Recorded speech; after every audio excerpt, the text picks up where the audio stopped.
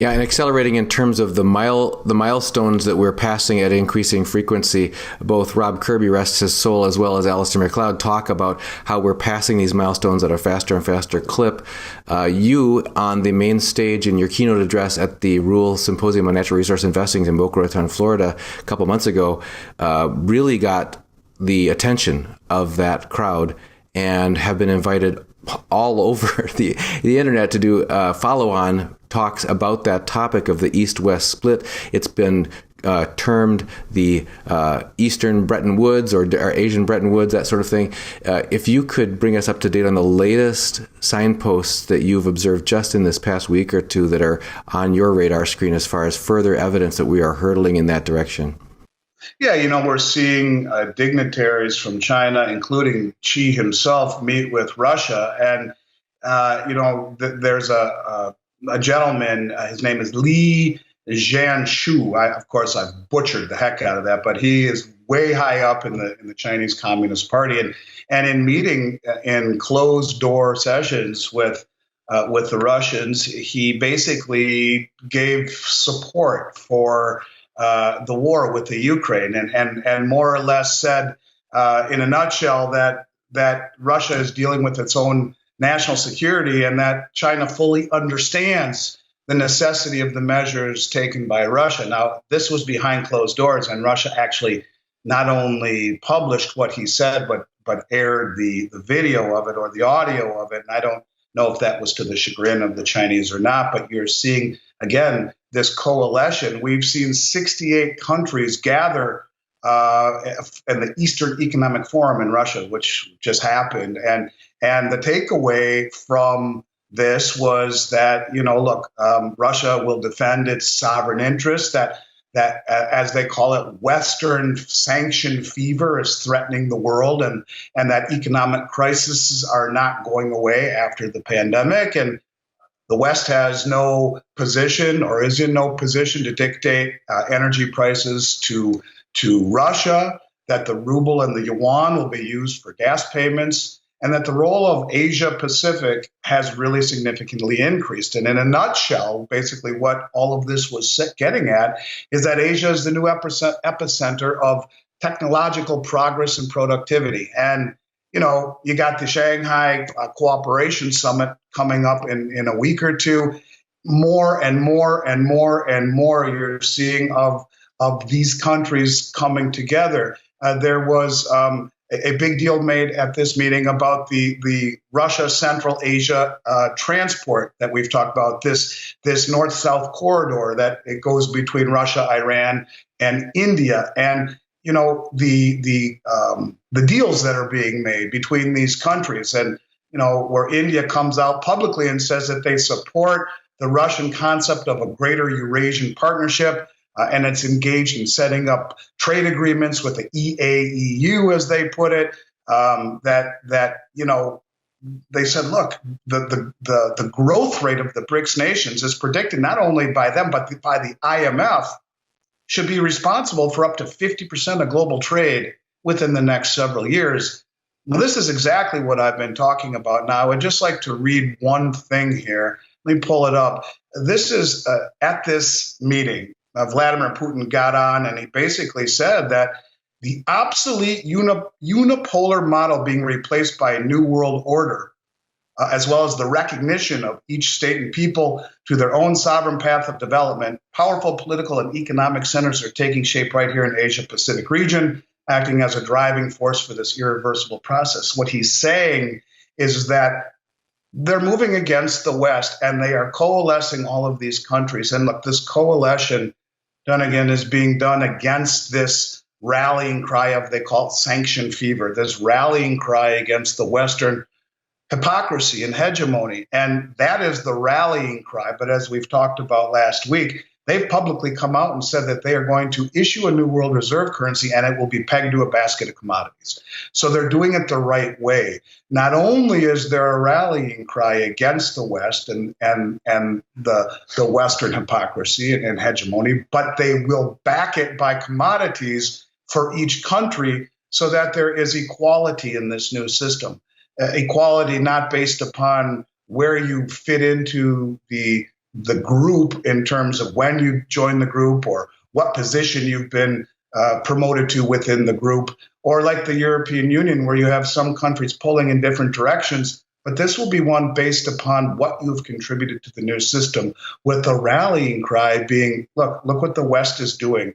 Not only are they imposing hypocritical sanctions on the world after they've gone and what they've done in Iraq and Libya and Syria, but they are also going to make sure everyone brings a certain amount to the table so that, yes, there is something that holds us all together in terms of our coalescence against the Western hypocrisy, but that's not enough to make the system work. The system has to work by what we are all pledging to the system.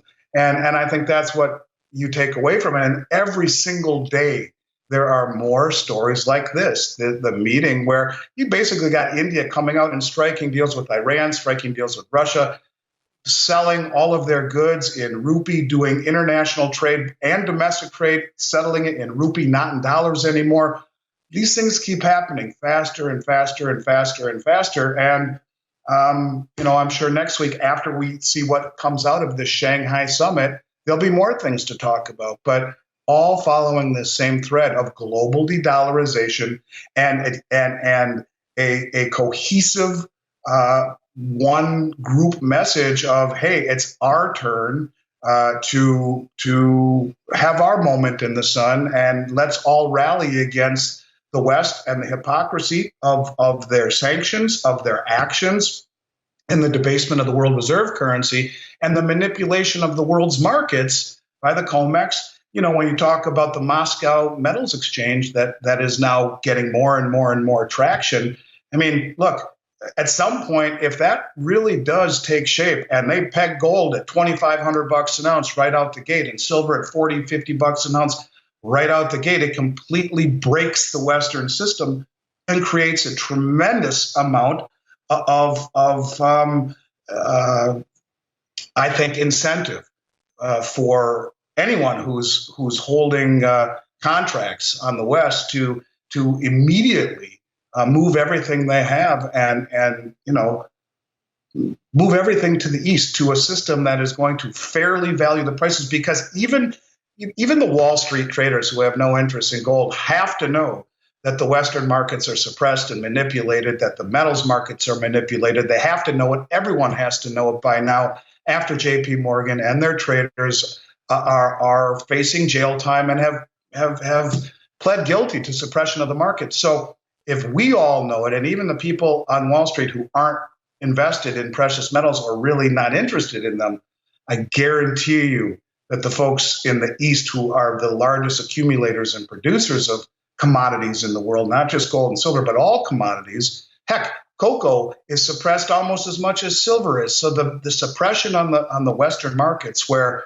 the contracts dictate the prices, where the paper dictates the prices instead of it being the underlying commodity dictating the prices, is a big problem. And I think that is the next shoe to fall, because when that happens, at least in terms of how it relates to our industry, that arbitrage potential, when Moscow sets a real price, and look, that real price is going to benefit the Eurasian continent, the ones that have been producing and accumulating all of the commodities. When that happens, it's a switch that gets flipped that will happen so fast. Because what will happen is that the urge to arbitrage would be so severe that it would bleed dry all of the available stock in the markets. Question is, do the exchanges in self-protection mode make that illegal, no longer allow deliveries? And at that point, you have just ruined the credibility of the exchange in and of itself by force majeure. So whether it be by hook or crook, I think ultimately and mathematically, these things are going to happen. And this goes back to what you were saying at the very beginning. There is no script for this. There's no certainty, but the mathematics, the logic, and just the very fact that we have, I think, kind of outlived our good graces and are maybe even making them worse by the day in terms of international, the way that the world views the West internationally. I think that it's happening, and it's happening in real time right in front of us. So if you feel that way, then then take accountability and do what you think needs to be done. Don't ask for advice from anyone else. Just follow your gut. And for me, that path has been to get out of harm's way, not only of dollar-based assets, but of the US dollar. I am not the poster child for Finance 101. And I don't tell people to follow my model, but I'll tell you something. I sleep like a baby knowing that the majority of all my assets are held in physical precious metals in vaults around the world. I feel very, very comfortable being honest with people and saying that, yeah, this is unconventional, but unconventional times like we have right now call for unconventional thought and action. And the worst thing that you can do is say, I knew I should have done that. I didn't have the courage to act, but I knew I should have. In a period of great uncertainty like that, that's the best advice I can give anyone. And it's advice that has to first resonate with you personally before you go to anyone and ask advice about it. Take it from someone who's had to deal with this type of thought process for 30 years, where gold and silver have been an afterthought by the mainstream.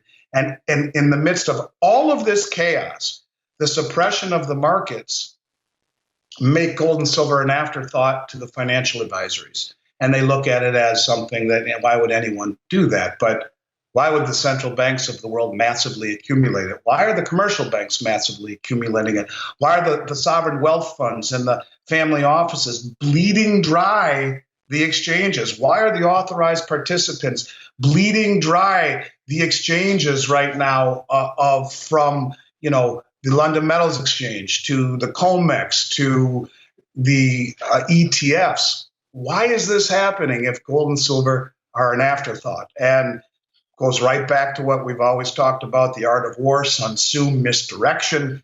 The smartest money in the world understands the connectivity of the world and how fast information is disseminated to the public. And that means if you disseminate BS information to the public, it will be embraced and accepted and run cover for the smart money who is doing exactly what most advisors would tell you is insane. Purchasing a whole bunch of physical metals and taking possession, pulling it off the exchanges. Well, your financial advisor will tell you, why would you do that? But why are the most well-funded, well-informed, sophisticated investors on the planet doing it? Why are the commercial banks going long in COMEX futures? Why are all of these things happening under the surface? And I think that's what allows me to sleep well at night, knowing that I don't care what conventional wisdom is. I see what the biggest money in the world has been doing for a long time. And I see what 90% of the world is doing in a coalesced, a grouping of countries that are standing up for the first time against the West. And I think they are gaining traction. And that's why I do what I do. So, I don't know if that gives any clarity or not. Then again, these are confusing times. I guess the only thing I can say to people is take accountability. It's time to take accountability for yourself. And, like you have done again, for a very long time, like I do. And that is make decisions for yourself independent of what other people tell you to do.